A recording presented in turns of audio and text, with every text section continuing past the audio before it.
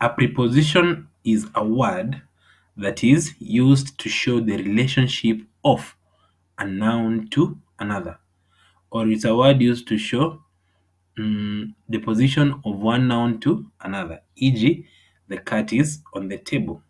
So this one shows the relationship in terms of position between the cat and the table. Therefore, on meaning it is on the table. Even if you would use another example that the man stood under a tree. So you see, under shows the position of the man is and where the tree is. If you say the river flowed under the bridge, also, as it has shown the relationship of the river in relation to the bridge. Next point, a prepositional phrase is used to show the relationship between two nouns by use of two or more words. So at the back of your mind, I believe at this moment you already realize that a phrase is not one word. It's more than one word, or even two words. But this phrase must have a head word or a principal word. Let me take you back. The adjective phrase has an adjective as the principal word. Therefore, a prepositional phrase will have a preposition as the main word or the head word. I hope you catch on to that. So, because of that meaning and of that realization, we come to a third point, which is the prepositional phrase must begin with a preposition. You see, so by it beginning with a preposition, that makes a preposition the head word and ends with a noun, a pronoun, a gerund, or a clause.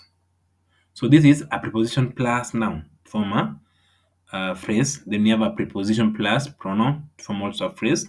Then you have a preposition plus a gerund to form a phrase. And also we have a preposition plus a clause to form a phrase. Therefore, note the second word in the prepositional phrase is called an object. That means if we had a preposition plus a noun, then the noun will become our object. If it is a preposition plus the gerund, then the gerund will become our object.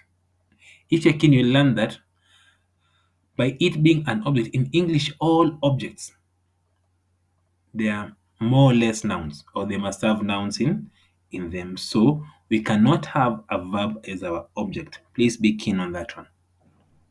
Be keen on that one.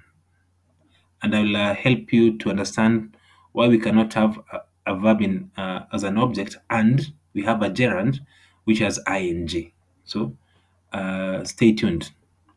So note definition of terms. So a noun, this is a naming word, gives names of people, places, physical features, buildings, etc.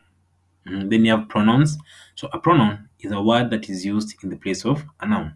So you said a pronoun stands in the place of a noun, one, to eliminate monotony, and that is to prevent even repetition of the same noun over and over again.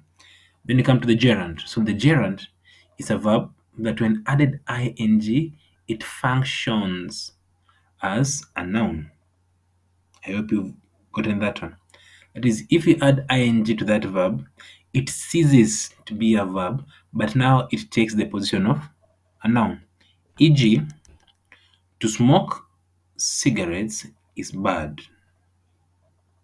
To smoke cigarette is bad. So smoke here is a verb. But then when you want to use it as a gerund, you'll say smoking of cigarettes is bad. Smoking of cigarettes is bad. Now this one, it's a noun. The action of smoking of cigarettes is bad. So smoking becomes our gerund. Please don't be confused. And by the virtue of it appearing at the beginning of this sentence, so it takes the position of a subject. And we all know that subjects are either nouns or pronouns. Apart from a few cases where we'll have other parts of speech taking that position. But here we have smoking as our gerund, ing. Then the next thing we have a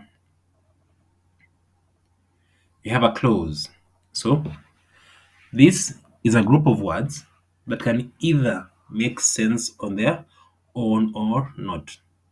What I'm trying to say is that a clause can stand on its own, or a clause cannot stand on its own. So if it stands on its own, it's a main clause or an independent clause. If it cannot stand on its own, then it is a dependent clause. If it can't stand on its own, then it's a dependent clause because it relies on something else for it to make sense. So here we have